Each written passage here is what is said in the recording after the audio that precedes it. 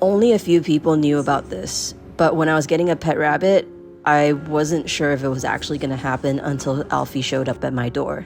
Don't get me wrong, animal videos are super cute, but I wasn't sure if I was ready.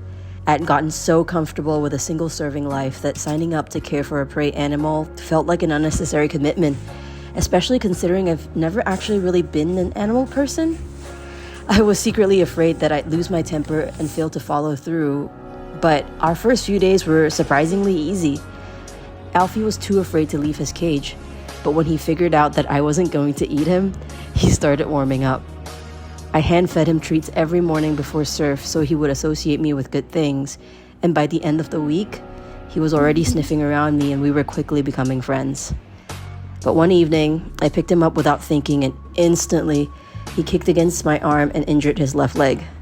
I watched him hop away with a limp, and out of nowhere, I felt my heart break for this little creature that had lived rent-free in my home for 2 weeks. I spent the rest of the night laying on the floor trying to coax him out from under the bed, but he refused, and I understood. I scared him, and he needed time. It took a few days for him to eat out of my hand again, but to say that Alfie has tested me would be an understatement.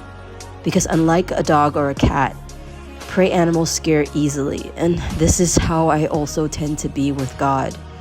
I freak out with the slightest bit of turbulence, and in His mercy and kindness, God does not force Himself on me. Instead, I imagine He has His face pressed against the floor, waiting patiently for me to go to Him. And as I sat within earshot of Alfie that night, gently talking to him, I've come to realize that God's distance is not punishment, but a gentle restraint of power. Almost like He's saying, I'll be here whenever you're ready. And now that I'm a bun mom, terrible term by the way, I am actually kind of stoked knowing that He probably also has treats waiting in hand for when I come running.